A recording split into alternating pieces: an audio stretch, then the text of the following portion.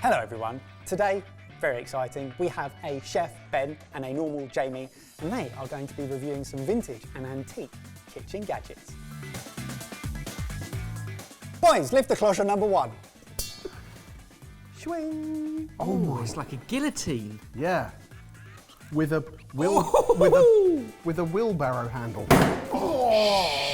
Wow. I wasn't even looking. No, but I knew where you were. I mean, it's a slicer of some sort. How sharp is it, of interest? Sharp enough, but it's not razor sharp. But the more importantly, it's thin and sturdy.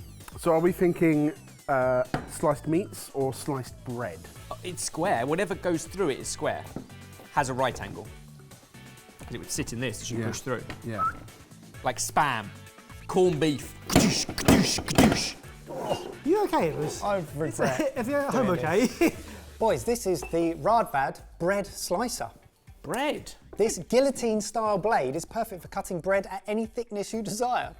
Featuring a stainless steel blade, wooden handle and boards, it can also be used for cutting foods such as bread, cheese, vegetables and meat. So Radvad are a Danish company, and they were founded in the mid-1700s as a group of mills. These mills included a sharpening mill, which led to the company producing knives and other kitchenware. Around 1890, the Danish factory at Radvad began to produce their original cast iron bread slicers and soon became commonplace in Danish homes. This definitely feels like it's of the age before things were started to be built to have a lifespan. Bread has changed a lot since this was made.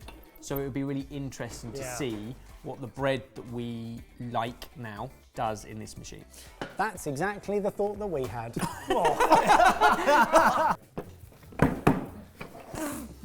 Ouch. I've seen tighter slices Okay, let's try again. Let's try again. Oh, it's more squashing than cutting. It is, isn't at a it? slow speed. Yeah. What happens if we do it at a fast speed? Oh, God. Nice. Nice. Oh, wow, that is very good. Oh, look at that. Excellent. Oh, I broke it. Ben! That was going to last the apocalypse. That was post-apocalyptic! You are the apocalypse! No, we're good, we're good. Do you want to try some other things? I think we've smashed the crap Yeah, I out think of we've got the hang of that. I think that's worked. That's worked. Ooh. Much more satisfying. It just cuts through like butter. Oh, That's nice, better, isn't it? nice. that's Oh, good. yeah. Nice. All right, it's nothing. See, it is better. Quick is better. He's on one. I know. Bit of chorizo. Slowly, slowly. If it's a firm charcuterie, Bit mushy, mushy. bit mushy, mushy because it doesn't meet anything. It's got nothing to meet to cut against. I mean, to be So- fair, I'm not sure it was made for chorizo. I'd like to see a pineapple berry. Would you Yeah, like to see a pineapple berry? Top of pineapple. Very satisfying. that worked. Very Yeah. satisfying. Boys, what do you think? I've got mixed thoughts. It requires some dedication, doesn't it? I think is what we've found. Thinking about its application, this presumably was more in the home as opposed Yes. to in a bakery. Whereas now you can buy a loaf whole or you can have the bakery slice it perfectly for you. I imagine it would work better with denser bread like that you would find in Scandi countries like rye breads, sticky breads. What do you think about like a ham?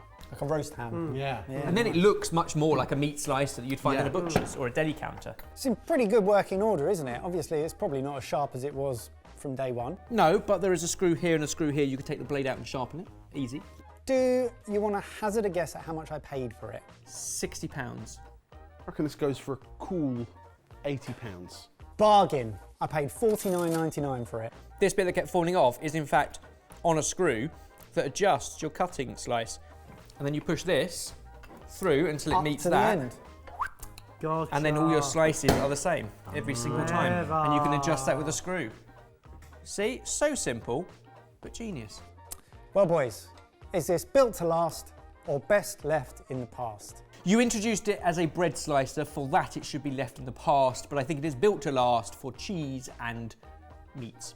I reckon we've bettered this now with technology and materials. This is best left in the past. Evers, are you ready to get nostalgic? Yeah? Lift the clutch. Ooh. Oh. It's of an era where this colour, or like avocado bathrooms, was a thing. Yeah. 70s.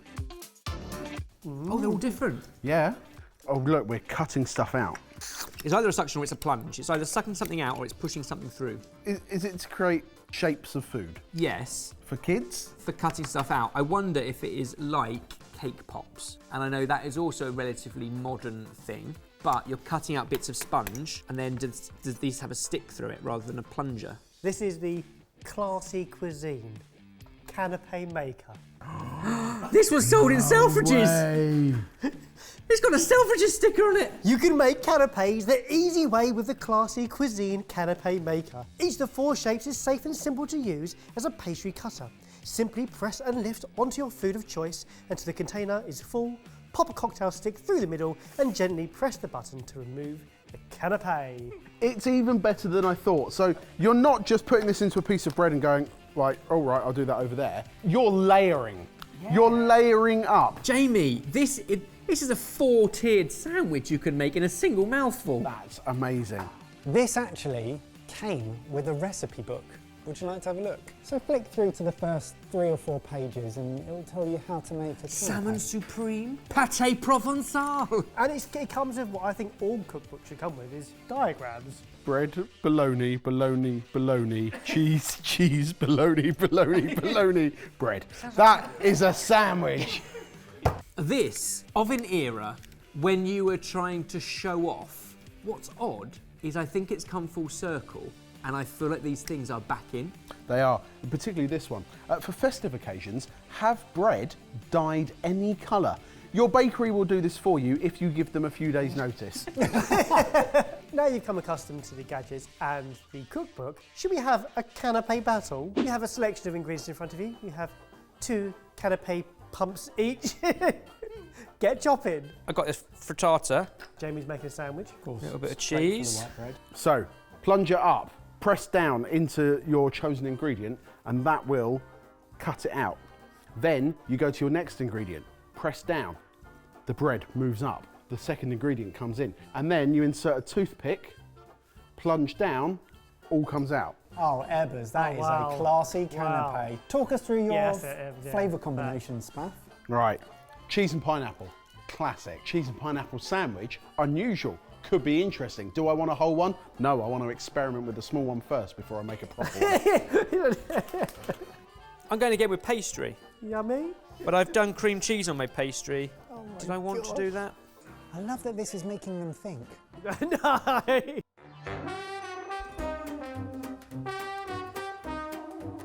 We're having a lot of fun with this, but imagine now you've actually got all of the things laid out in front of you. I reckon this is genius. What the hell is yours? Right, now. No. How have you done that? I quite like it. What's happened there is really special, Ebbers, and it's going to be a surprise. Whether you want to end up with this result or not is a question. However, if you try to do it by hand, you would struggle to get something so uniform. Beautiful. By getting uniform layers, you end up with exactly what they have on the box. What I am fascinated by is that there was a time you would go around to someone's house and they would serve you one of that and your reaction would be, ooh, fancy. Yeah, and you have to guess the layers and work out what it is. I can see how you could knock out 20 of these, 5 for every guest. You don't have to give them dinner. That's job done. It's a canapé party. And I think smoked salmon, cream cheese and puff pastry, maybe without the olive, that is a kitsch canapé. I got my cheese and pineapple. The bread elevates it. It's so ridiculous. Okay, we've got one for each of the guys. What have we got here, Jay? Mike, you've got egg frittata, cheese and pineapple. Barry, you've got blini, cream cheese, surprise. Oh, there's a surprise. It's a pickled onion. Pretty nice, isn't it? Yeah. You'll notice on the front of the box, it says the price.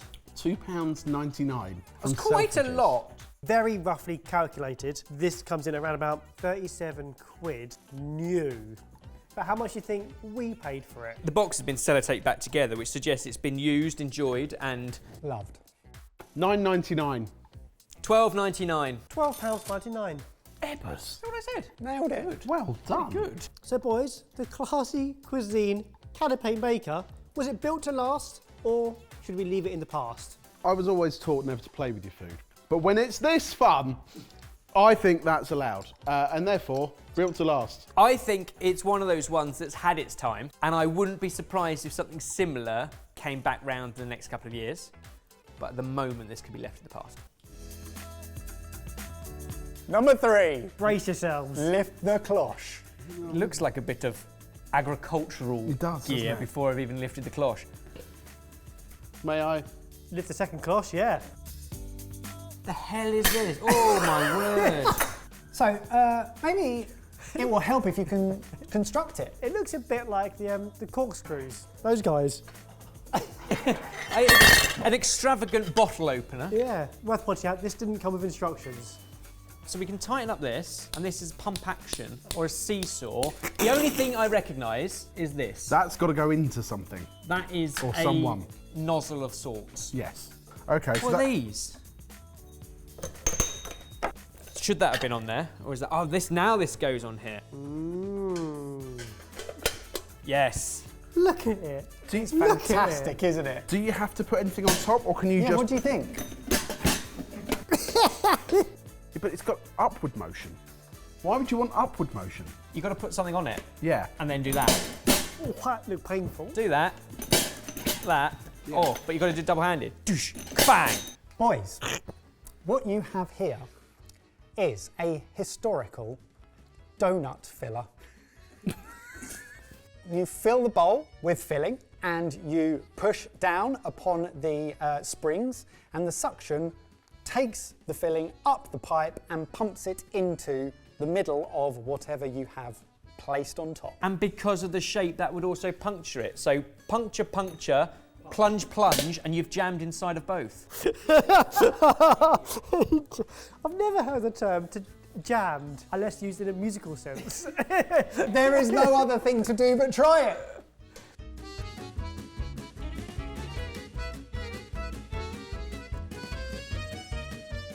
A few thoughts straight off. If you're at home making donuts, you can't make 2 or 3 or 4. You have to make a batch of a dozen or so. We think this was made for industrial purposes, hence the size of the bucket. Well, small bakeries, but yeah, certainly if Yeah. you're doing like 48 of them. We really tried to do extensive research over this gadget. We think it dates back to the early 1900s.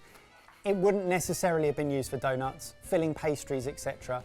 Can't even find the country where it may have originated from. Right, we're going to prime Hang our on, hang pump. on. Yeah, How gentle. much pressure are you going for? Well, we want to get it until the custard's in the nozzle. Question is it going to even work? Those who pumped together. You know, this is friendship here. Who's going to go Hang on, first? there's no vacuum though, so I'm not sure how this is going to work. hang on. Hey, Buzz. Oh, stupid question. Yeah, well, stupid question. I thought maybe it wouldn't go without the suction of something over it. Putting something over the top. Yep. Yeah! Oh, God! Right. I like it! This is mad. God! No! No! Should we try one at the same time but on different plungers? Ready, steady, pierce. Ready, 3, 2, 1. It was a one. That was you're really filling it. That's too much. Yeah, but weighty. Yeah, I've well got done. a triple pump in Yeah. mine. Oh, okay, right. That's it then. Clump. Go on, beat 3 pumps. 1, 2, 2, 3. Oh, no! Oh, too much! Leakage. No! Mine can still go. I think I've got more in mine. 1, 2, 3, 4. Oh, he can't even. 4. Can I do a 5th? 5. And Oh, maybe you've not got the suction on that. Oh, it's bulbous. 6. I felt that one grow. Oh my goodness. Suddenly, this does make sense. Every time you've bought jam-filled donuts and they have a hole in one end, yeah. this is why. Donuts are first mentioned in the cookbook Küchenmeisterei, Mastery of the Kitchen, published in Nuremberg in 1485. And it offers a recipe for Kartoffelkrapfen, sugar-free stuffed fried dough cakes. So what do you think of the gadget? I think it's brilliant. It's one of the best vintage gadgets we've ever had. It's up there with the soda stream that exploded on James. Yeah. Right, that is more custard than donut. Are you ready to see how much custard he has squeezed into his donut? Oh my God! You could not do that by syringe or by piping bag. You need a vintage gadget. Well, it took us a while to get... took us a while to get it up the tube. How much do you think I paid for this donut or pastry filler from the 1900s? I reckon something like this is still in use in small artisanal bakeries. I don't even think this is yet like a museum piece, but I reckon you paid £45 for it. Oh, I had £50 in my head. I paid £120 for this. It's in good condition. Let's see how a 10 pumped donut eats. This one is less pumped, but I can still, it's bulbous. Oh, no. Great donuts, great gadget. Well, with that in mind, there's only one question left, and that is this here to last or best left in the past? Oh, and we've still got a bucket of custard, so it's here to last. Definitely here to last. That is great. Well, a big thank you to those of you who suggested that we review those particular gadgets. If you have any more antique or vintage gadgets that you'd like us to review with our chef and our normal, then comment down below and let us know. And if you like this video and you want to see more of this carnage, then please like this video. Please like this video. Like it. Like it.